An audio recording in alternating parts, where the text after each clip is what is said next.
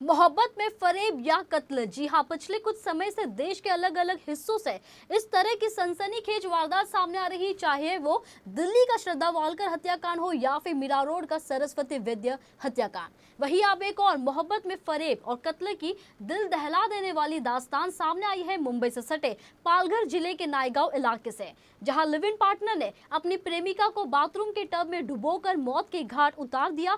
हत्या की वारदात को अंजाम देने के बाद आरोपी प्रेमी ने उसके शव को एक सूटकेस में भरा और फिर गुजरात के वापी में ले जाकर फेंक दिया। मृतक प्रेमिका की पहचान नैना महत के रूप में हुई है, जिसकी उम्र 29 साल के आसपास थी। वही आरोपी का नाम मनोहर शुक्ला बताया जा रहा है, जिसकी उम्र 43 साल के आसपास है। मृतक के परिजनों से मिली शिकायत के बाद जांच में जुटी पुलिस ने जब आरोपी को हिरासत में लेकर पूछताछ की तो इस पूरे मामले का पर्दाफाश हुआ। पुलिस ने आरोपी के खिलाफ आईपीसी की विभिन्न धाराओं के तहत मामला दर्ज कर उसे गिरफ्तार कर लिया है। बताया जा रहा है कि मृतक नैना नेपाल की रहने वाली थी। वे फिल्मों में हेयर ड्रेसर का काम करती थी, जबकि आरोपी मनोहर शादीशुदा था और पिछले 5 सालों से दोनों के बीच प्रेम संबंध था। मृतक नैना नायगांव इलाके में स्थित सनटेक टावर में अकेली रहती थी, जबकि उसकी बड़ी बहन जया महत नाला सुपारे के ओसवाल नगरी में रहती है और वे भी फिल्मों में काम करती है। नैना पिछले 5 साल से वसे इलाके में रहने वाले मनोहर शुक्ला के साथ प्रेम संबंध में थी। हालांकि इस दौरान नैना को पता चला कि मनोहर शादीशुदा है, जिसको लेकर दोनों के बीच जमकर विवाद हुआ था और नैना ने उसके खिलाफ वसई के वाल्यू पुलिस स्टेशन में दुष्कर्म का मामला भी दर्ज कराया था। हालांकि इस केस को वापस लेने के लिए आरोपी नैना पर लगातार दबाव डाल रहा था और जब वो नहीं मानी तो उसकी हत्या कर दी। दरअसल इस पूरे मामले का खुलासा तब हुआ जब 9 अगस्त को नैना का फोन अचानक से बंद हो गया। इसके बाद उसकी बड़ी बहन जया ने रिश्तेदारों और परिचितों से पूछताछ की, लेकिन उसको कुछ भी पता नहीं चला। इसके बाद 14 अगस्त के दिन जया ने नायगांव पुलिस स्टेशन में नैना के गुमशुदगी की रिपोर्ट दर्ज कराई। पहले तो पुलिस ने मामले को गंभीरता से नहीं लिया, लेकिन जया लगातार पुलिस स्टेशन के चक्कर लगाती रही। वहीं जया ने आरोपी मनोहर के बारे में जानकारी देते हुए पुलिस से नैना जिस बिल्डिंग में रहती थी उसका सीसीटीवी फुटेज चेक करने के लिए कहा। जया के लगातार अपील के बाद आखिरकार नायगांव पुलिस ने सनटेक टावर के सीसीटीवी कैमरे को खंगाला तो उसमें मनोहर एक सूटकेस ले जाते हुए दिखाई दिया। इसके बाद पुलिस ने आरोपी को हिरासत में लिया और जब उससे पूछताछ की तो उसने अपना गुनाह कबूल कर लिया। आरोपी ने पुलिस को बताया कि उसने बाथरूम के टब में डुबोकर हत्या की वारदात को अंजाम देने के बाद शव को सूटकेस में भरकर गुजरात के वापी में फेंक आया है। पुलिस ने आरोपी की निशानदेही पर शव को बरामद कर लिया है। फिलहाल मामले की जांच जारी है, लेकिन जिस तरह से पिछले कुछ सालों से लगातार रिश्तों में भरोसे की कमी और फिर उसका खौफनाक अंजाम की खबरें सामने आ रही है, इससे सवाल खड़े हो गए हैं कि क्या इंसान को अब रिश्तों पर भरोसा नहीं रह गया? क्या इंसान के अंदर से मानवता, प्रेम और इंसानियत मर चुकी है? और सबसे बड़ा सवाल यह है कि क्या बदलते समय के साथ क्या मानव की मानवता भी खत्म हो रही है? वहीं ऐसे मामलों से लड़कियों को भी सीख लेने की जरूरत है। जब भी वे अपने लिए जीवन साथी चुने तो उसके बारे में सब कुछ जान ले, ताकि उनका भी इस तरह से खौफनाक अंजाम न हो। पहले श्रद्धा, निक्की, सरस्वती और अब नैना। आखिर मोहब्बत में फरेब का ये सिलसिला कहाँ जाकर रुकेगा? एक दो 291/2023 302 201 आईपीसी सेक्शन के तहत एक गुना दाखिल हुआ है मर्डर का। इसमें जो जया महत है, फिरियादी है, उन्होंने आके 14 अगस्त को पुलिस स्टेशन में आके एक मिसिंग दाखिल की कि उनकी जो बहन है नैना महत वो 12 तारीख से मिसिंग है। उसके जो हमने उससे पूछताछ की तो उसमें हमें पता चला कि जया महत ने बताया कि नैना महत का एक बॉयफ्रेंड था, वो जो मनोहर शुक्ला करके है, 34 उसकी एज है। तो वो और वो रिलेशन में थे, लेकिन दोनों में कुछ उसने 2018 में शादी कर ली मनोहर शुक्ला ने, तो उनके रिलेशन थोड़े खराब हो गए। उसके बाद वाली पुलिस स्टेशन में 376 का गुना दाखिल किया है नैना महत जो मयत है उसने, और विरार पुलिस स्टेशन में 324 का एक गुना दाखिल हुआ है।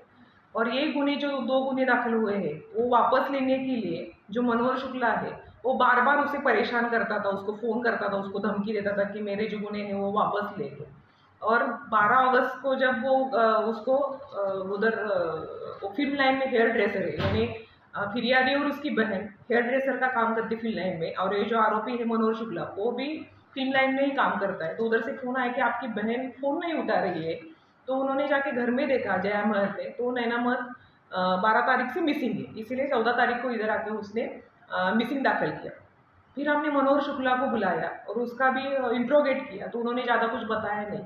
फिर जो नैना महत जहाँ सनटेक में रहती थी, तो सनटेक में जाके हमने सीसीटीवी फुटेज चेक किया, तो सीसीटीवी फुटेज में ये दिखाई दिया कि सुबह 11 से 12 बजे तक ये जो मनोहर शुक्ला उसके घर आया है, फिर बाहर गया है, फिर दोपहर को फिर से आया है, और रात को वो अपने वाइफ के साथ उधर आया। उसको वो अंदर गया, फिर एक ट्रॉली लेके बाहर जा रहा है, और ट्रॉली लेके जो उसके वो आगे बैठा है, वाइफ पीछे और ट्रॉली बीच में, उसकी छोटी लड़की, ऐसे करके वो पूरा यहाँ से बलसाड़ गुजरात तक गया।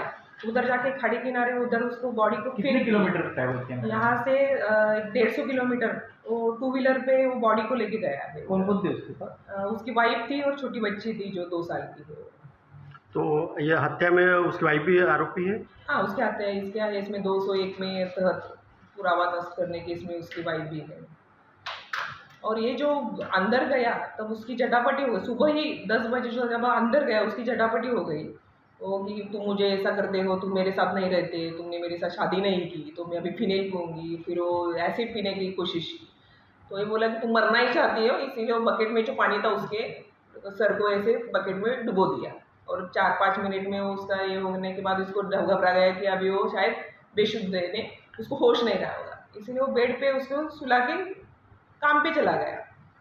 फिर वापस दोपहर में आके देखा तो वो सोई हुई थी, तो उस समझ में आया कि ये मर गई है। फिर रात को 9:45 बजे उसको वाइफ को लेके आया, और दोनों ने मिलके सब ऐसा उसको ट्रॉली में डाल के वहाँ जाके फेंक दिया, इसलिए 302 का गुना दाखिल हो गया। आरोपी तो आरोपी ही था पहले से ही,